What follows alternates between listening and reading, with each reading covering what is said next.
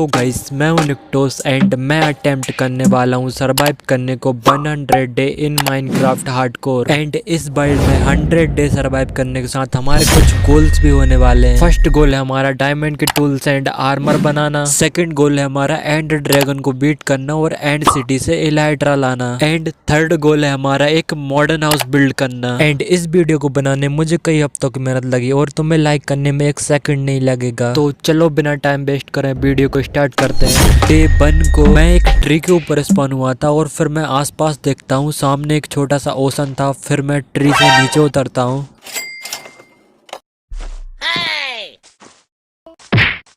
Tree से नीचे उतरने के बाद सबसे पहले मैं वुड तोड़ता हूँ।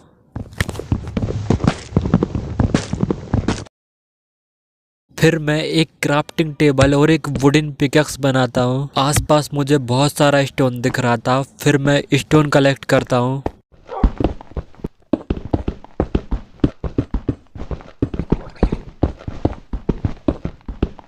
स्टोन पिकैक्स और स्टोन एक्स क्राफ्ट करने के बाद मुझे सामने बहुत सारा फूड दिख रहा था, तो मैं फूड कलेक्ट करने में लग जाता हूँ।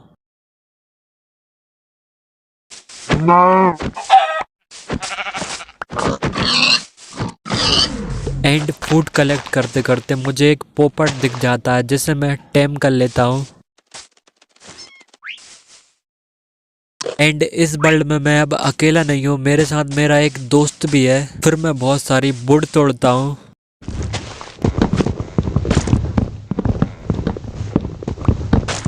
एंड वुड तोड़ते तोड़ते नाइट होने लगती है और बहुत सारे मॉब स्पॉन होने लगते हैं, इसलिए मैं एक ट्री पर चढ़ जाता हूँ। ट्री के ऊपर भी मैं वुड से टावर अप करके और ऊपर चला जाता हूँ, क्योंकि कुछ ऐसे मॉब भी होते हैं जो ट्री के ऊपर भी आ जाते हैं। डे 1 की नाइट को मैं इस टावर के ऊपर ही बिता देता हूँ।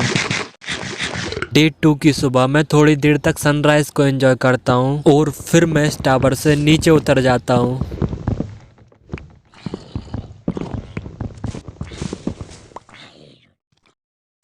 ट्री से नीचे उतरने के बाद मुझे 2 सीप दिखती हैं। दोनों सीपों को मारने के बाद मैं फिर से पेड़ तोड़ने में लग जाता हूँ।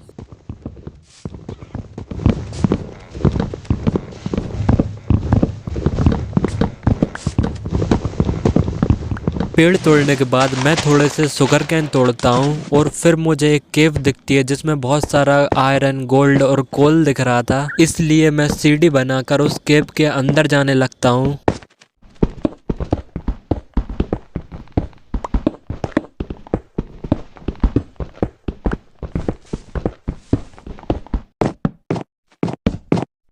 आयरन माइन करने के बाद मैं ऊपर आ जाता हूँ। एंड इस माइनिंग से मुझे 16 आयरन के ओर्स मिल गए थे। फिर मैं एक फर्नेस क्राफ्ट करता हूँ और आयरन को स्मेल्ट होने रख देता हूँ। इस केव में मुझे अभी भी और आयरन दिख रहा था, तो मैं आयरन माइन करने चला जाता हूँ।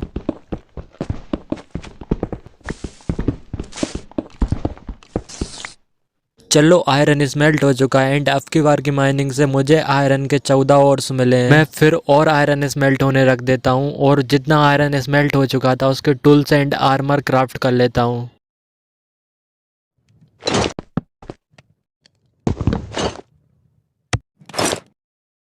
डे 3 को मैं एक अचीवमेंट कंप्लीट कर लेता हूँ, क्योंकि मैंने इस वर्ल्ड में डे 3 को ही पूरा आयरन का आर्मर क्राफ्ट कर लिया है और हम इस वर्ल्ड में बड़ी तेजी से प्रोग्रेस कर रहे हैं। डे 4 की सुबह मैं निकल जाता हूँ वर्ल्ड एक्सप्लोर करने। वर्ल्ड एक्सप्लोर करते करते मुझे शुगर कैन दिख जाते हैं। फिर मैं शुगर कैन तोड़ता हूँ। शुगर कैन तोड़ते तोड़ते मुझे एक झील में आयरन दिखता है। मैं शुगर कैन को छोड़कर आयरन को तोड़ने लगता हूँ।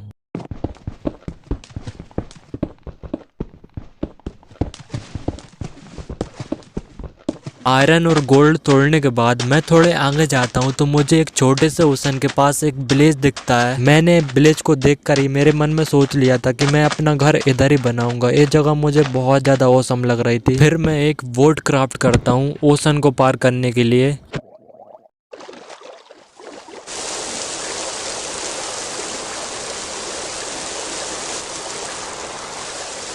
विलेज में पहुंचते ही मैं घरों में लूट करने जाता हूं, बट विलेजरों के घर में बैट के अलावा मुझे कुछ नहीं मिलता। फिर मैं फूड के लिए विलेजरों के फार्म में से कैरेट चुराता हूं। मेरे पास ट्री की एक सैपलिंग थी जिसे मैं लगा देता हूँ और मुझे इस विलेज में जितने भी हेवल्स दिख रहे थे मैं फूड के लिए सारे चुरा लेता हूँ।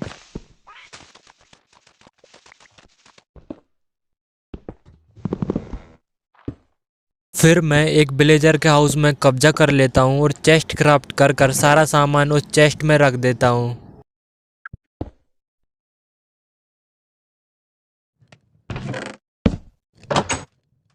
मैं एक आयरन की हो क्राफ्ट करता हूँ, साथ में एक वाटर बकेट भी एमएलजी करने के लिए और एक शवल भी क्राफ्ट करता हूँ और बाहर बहुत सारी टॉर्चेस लगा देता हूँ ताकि मेरे हाउस के आसपास ज़ॉम्बी स्पॉन ना हो। फिर चला जाता हूँ मैं बहुत सारी डर्ट कलेक्ट करने, क्योंकि अब मुझे वीट फार्म और शुगर कैन फार्म भी बनाने थे। डर्ट कलेक्ट करते करते नाइट हो जाती है और मॉब भी स्पॉन होने लगते हैं, इसलिए मैं घर चला जाता हूँ। A5 को मैं लग जाता हूँ फार्म बनाने में। माइक नहीं ले पाता मैं, पापा की औकात नहीं, करना तो है मुझको पापा सर पर रखते हाथ नहीं, बनना तो है मुझको सर पर कोई कक्षा क्लास नहीं, कैसे जाऊंगा ऊपर चढ़कर नक्शा मुझको याद नहीं, live and die by. Sugar cans तो मेरे पास बहुत सारे थे लेकिन सीड मेरे पास एक ही थी। लिटरली इस टाइम पर मेरे पास बहुत कम रिसोर्सेस हैं, इसलिए मैं एक मॉब फार्म बिल्ड करने वाला हूँ, बोन मील और भी बहुत से रिसोर्सेस के लिए। फिर मैं एक बोट क्राफ्ट करता हूँ और निकल जाता हूँ बहुत सारे टेराकोटा कलेक्ट करने, क्योंकि मैं अपना मॉब फार्म रंग बिरंगे टेराकोटा से बनाने वाला था। तो मैंने बहुत सारा टेराकोटा कलेक्ट कर लिया है, इतना मॉब फार्म के लिए इनफ होगा।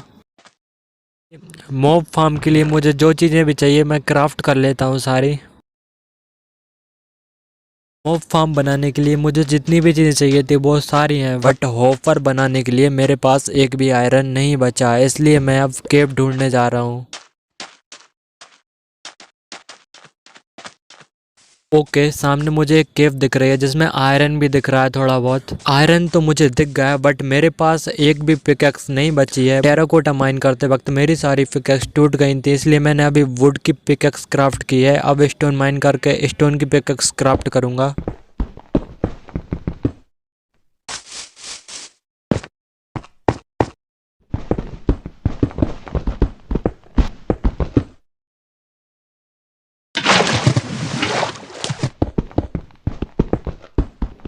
तो ऑल राइट गाइज, मुझे इस आयरन की माइनिंग से आयरन के 18 ओर्स मिल चुके हैं। चलो अपने घर चलते हैं। तो ओके, मैंने सारा आयरन स्मेल्ट होने रख दिया है और इतने में नाइट हो जाती है। डे 7 को मैं 3 हॉफर क्राफ्ट करता हूँ, क्योंकि एक हॉफर मेरे पास ऑलरेडी था और मैं अपना मॉब फार्म इधर बिल्ड करने वाला हूँ। टाइम लैप्स एंजॉय करने को नहीं बोल सकता क्योंकि माइनक्राफ्ट पी में ऐसा फीचर नहीं होते हैं, बट तुम मॉब फार्म को 8x की स्पीड से बनते हुए जरूर देख सकते हो।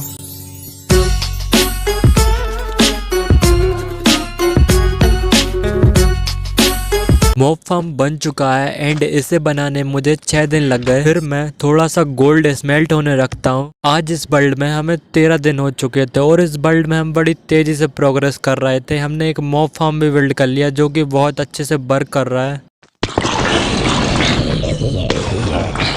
मॉब फार्म बिल्ड करने के बाद मैं निकल जाता हूँ वर्ल्ड एक्सप्लोर करने एंड थोड़े आगे जाने पर मुझे एक विलेजर आउटपोस्ट दिखता है जिसके सामने एक विलेज भी था। मैं विलेजरों के हाउस चेक करता हूँ जिनमें बेड के अलावा मुझे कुछ नहीं मिलता। फिर मैं थोड़ी सी सीड कलेक्ट करता हूँ।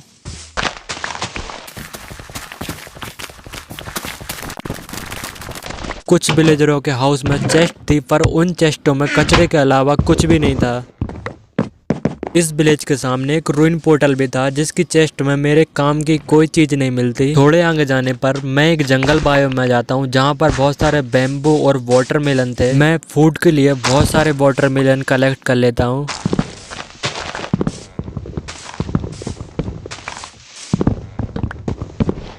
तो सामने कुछ आयरन दिख रहा है।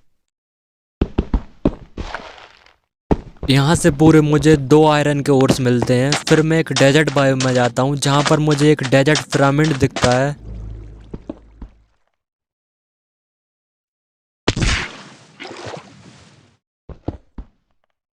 इस डेजर्ट टेम्पल की एक चेस्ट में मुझे 2 गोल्डन एप्पल मिल जाते हैं, जिसमें से एक एन्चेंटेड गोल्डन एप्पल भी होता है। एंड बाकी की चेस्टों में कचरा भरा था, जिसे मैं छोड़कर अपने घर की तरफ आ जाता हूँ। और आज मुझे इस वर्ल्ड में 19 दिन हो चुके थे। मैं घर आकर एक चेस्ट क्राफ्ट करता हूँ, जिसमें पूरा सामान मैं ऑर्गेनाइज कर देता हूँ, जितना भी मुझे लूट मिली थी। ये मेरा मॉब फार्म कुछ ज़्यादा ही अच्छे से वर्क कर रहा है। इसमें कुछ ज़्यादा ही मात्रा में मॉब स्पॉन हो रहे हैं। फिर मैं थोड़ी फार्मिंग करता हूँ।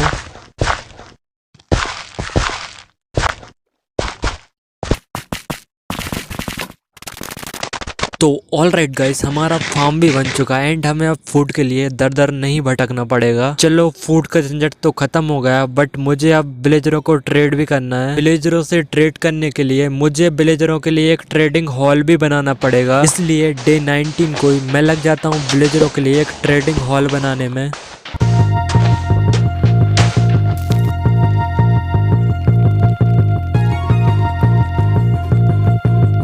गाइस, आज हमें इस वर्ल्ड में 26 दिन हो चुके हैं। तो तुम्हें पता होगा ये वर्ल्ड हार्डकोर में था, बट अब ये वर्ल्ड हार्डकोर में नहीं है, क्योंकि हम जिस भी ऐप का यूज इस वर्ल्ड को हार्डकोर बनाने में कर रहे थे, वो ऐप एकदम से वर्क करना बंद कर दिया।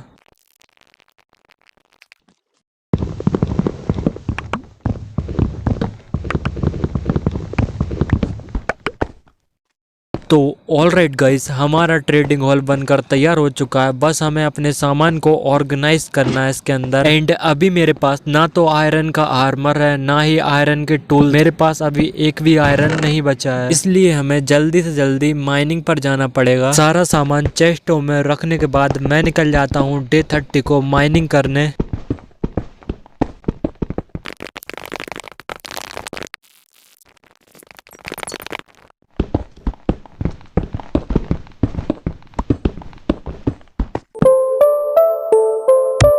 माइनिंग करते करते मुझे थोड़ा सा आयरन मिल गया था, जिसे मैंने स्मेल्ट होने रख दिया है। आयरन स्मेल्ट होने के बाद मैं एक आयरन की पिकैक्स क्राफ्ट करता हूँ और फिर से माइनिंग पर चला जाता हूँ।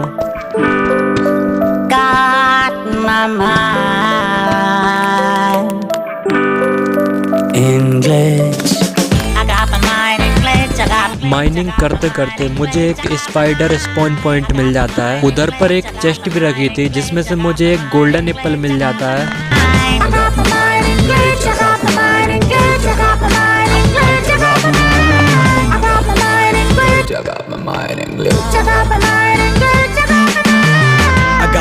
एंड घंटों तक माइनिंग करने के बाद फाइनली मुझे डायमंड मिल जाते हैं। और ये मेरे इस वर्ल्ड के फर्स्ट डायमंड हैं, जिसे देखकर मुझे बहुत ज्यादा खुशी हो रही है।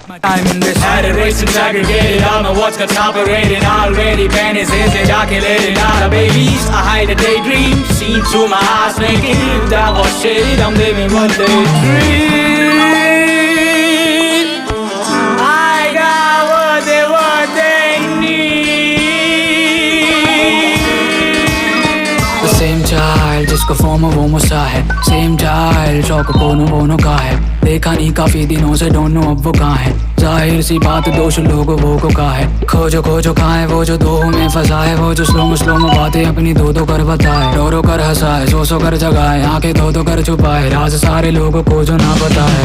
Who knows who's going through what, and it is okay to feel blue, but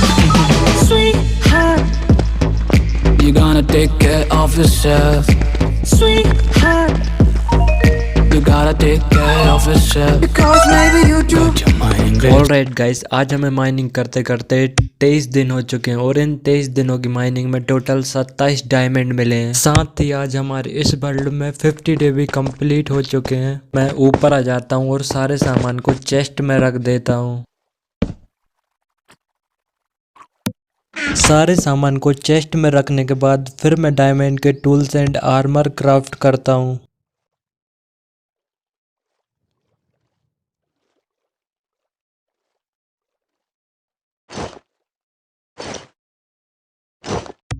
मैंने पूरा डायमंड का आर्मर क्राफ्ट कर लिया है। बस बूट्स अकेले रह गए हैं, क्योंकि बूट्स के लिए 4 डायमंड चाहिए थे। मेरे पास अब 2 ही डायमंड बचे हैं केवल।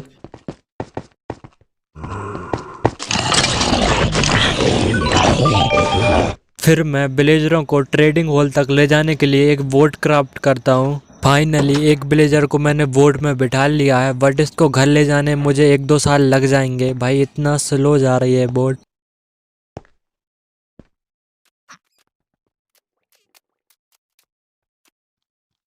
मैं विलेजर को ट्रेडिंग हॉल तक तो ले आया हूँ, बट मैं सीढ़ियों की वजह से अंदर नहीं ले जा पा रहा हूँ, इसलिए मुझे ट्रेडिंग हॉल की छत को तोड़ना पड़ता है। फिर मैं बॉर्डर को प्लेस करता हूँ ताकि ये नीचे गिरकर मरे ना। फाइनली मैं इस विलेजर को अंदर ले आता हूँ। मैं इसके लिए एक जॉब की जगह बनाता हूँ और एक स्मिथिंग टेबल भी क्राफ्ट करता हूँ और ऊपर आ जाता हूँ और भी विलेजर को किडनैप करने के लिए। ओ भाई, मुझे तो लग रहा है विलेजर मेरा ही वेट कर रहा था। मैंने जैसे ही बोट प्लेस की, वो डायरेक्ट आकर बोट में बैठ गया। भाई सारे विलेजरों को ऐसा ही होना चाहिए। फाइनली मैं 2 विलेजरों को अपने ट्रेडिंग हॉल में ले आता हूँ और उनको ब्रीड करवाता हूँ। ब्रीड करवाने के बाद सभी विलेजर को एक एक करके मैं जॉब दे देता हूँ। किसी को टूल स्मिथ तो किसी को फार्मर बना देता हूँ।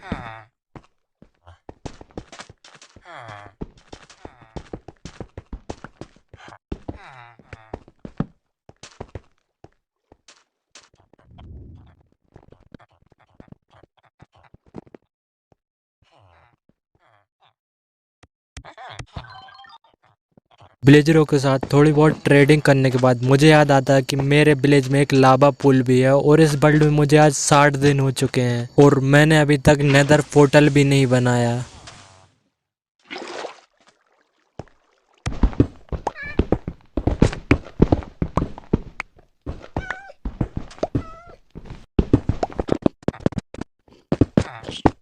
डे 61 को मैं एक नेदर पोर्टल लाइट अप करता हूँ और आ जाता हूँ नेदर में। मैं नेदर में आते ही आसपास देखने लगता हूँ और निकल जाता हूँ नेदर फोर्ट्रेस ढूंढने के लिए। और मेरे नेदर पोर्टल से 100 से 150 ब्लॉक ट्रेवल करने पर ही मुझे एक नेदर फोर्ट्रेस मिल जाता है।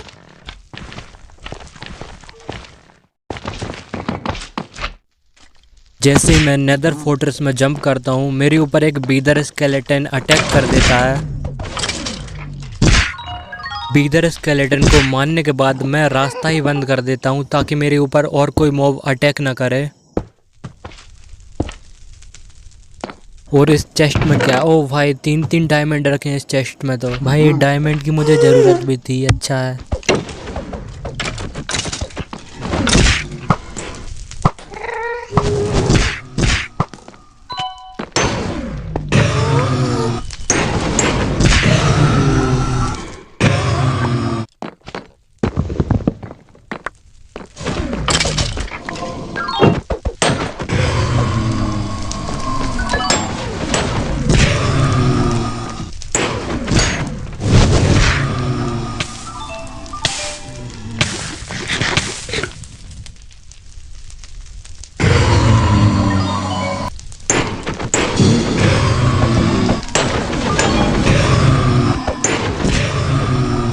तो मैंने बहुत सारी विलेज रॉड कलेक्ट कर ली हैं। बहुत सारी विलेज रॉड इकट्ठी करने के बाद मैं आ जाता हूँ ओवरवर्ल्ड में।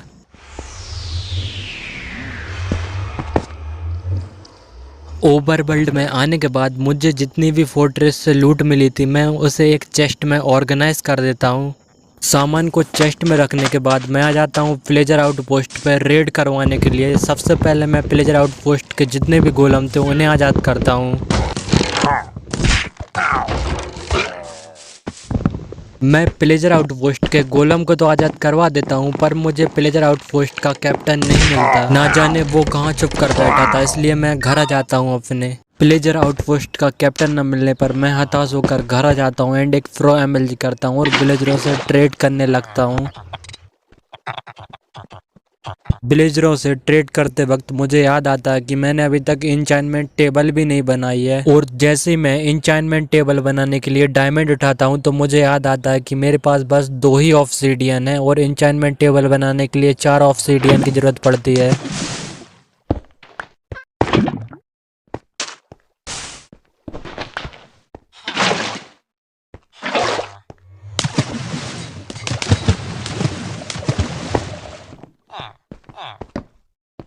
तो इंचाइनमेंट टेबल भी डन है, बस मुझे टूल्स एंड आर्मर पर इंचाइनमेंट लगाने के लिए एक जगह बनानी पड़ेगी। उसके लिए ये जगह मुझे बहुत ठीक लग रही है।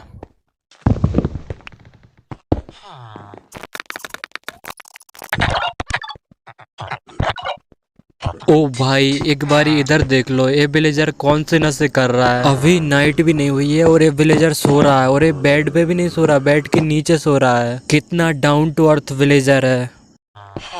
Respawn point set. You can only sleep at night. Tool Smith से ट्रेड करते करते फाइनली टूल स्मिथ 13 एम्ब्रल में डायमंड की सबल देने के लिए तैयार हो जाता है। टूल स्मिथ से सबल के साथ एक मैं डायमंड की पिकेक्स भी ट्रेड कर लेता हूँ।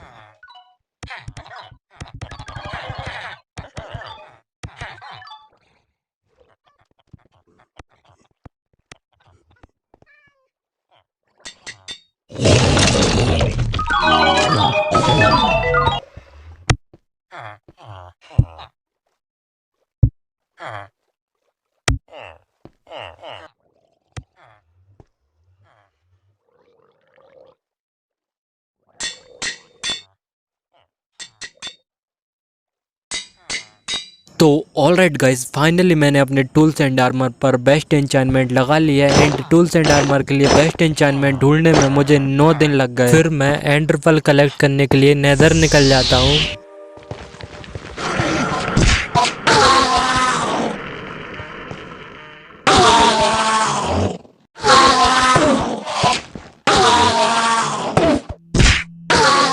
मेरी स्वॉर्ड में लूटिंग 3 लगी थी, जिससे मुझे बहुत सारी एंडर पर्ल मिल रही थी। बहुत सारी एंडर पर्ल कलेक्ट करने के बाद मैं आ जाता हूँ ओवरवर्ल्ड। ओवरवर्ल्ड में आकर सबसे पहले मैं आई ऑफ एंडर क्राफ्ट करता हूँ और निकल जाता हूँ स्ट्रॉन्ग होल्ड फाइंड करने के लिए।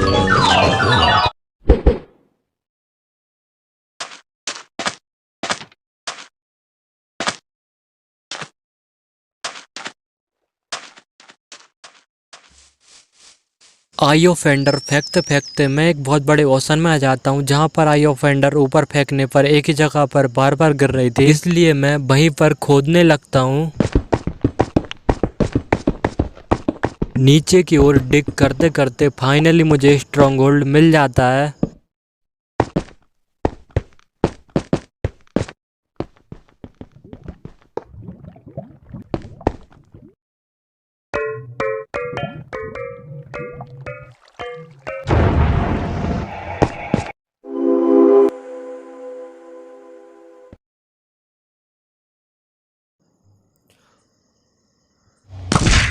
एंड पोर्टल को एक्टिवेट करने के बाद मैं एंड में आ जाता हूँ और एक एक करके सारे क्रिस्टल को फोड़ देता हूँ।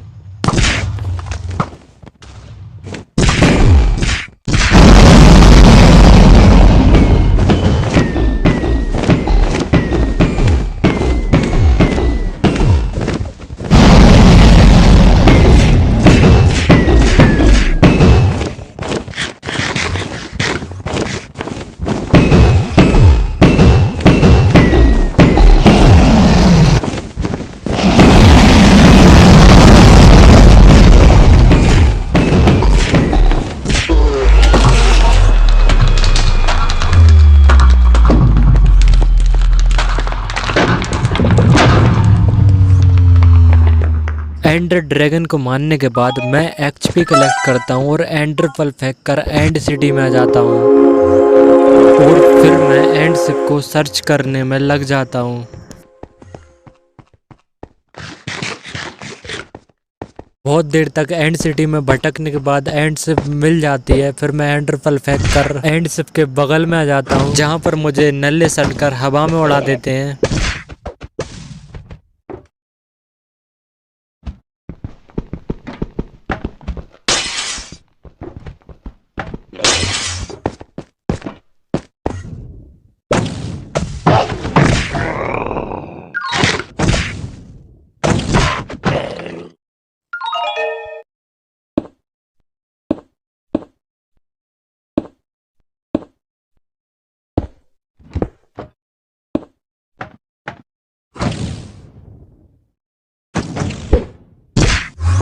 बहुत सारे सल्कर को मारने के बाद मैं एक और नल्ले सल्कर को मारता हूँ और एलाइट्रा ले लेता हूँ।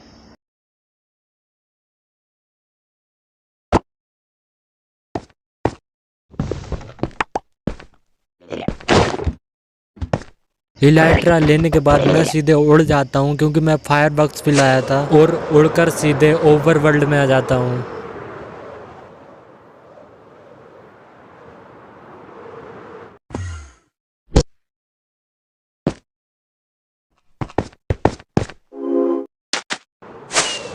और इस वर्ल्ड में आज हमारे 95 डेज कंप्लीट हो चुके थे। डे 96 को मैं अपने घर जाता हूँ और कुछ सल्कर बॉक्स क्राफ्ट करता हूँ और फिर मैं लग जाता हूँ एक मॉडर्न हाउस बिल्ड करने में।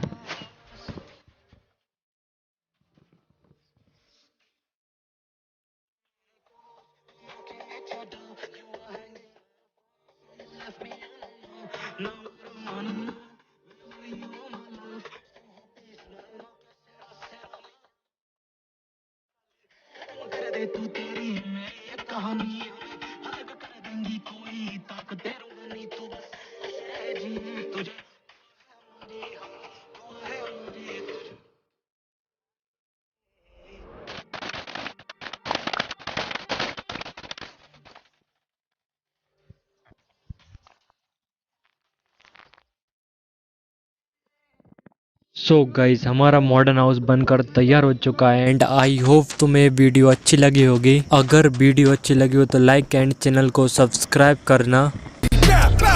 Never back down, never back down. तेरा बाप तुझे बोले मैं तेरे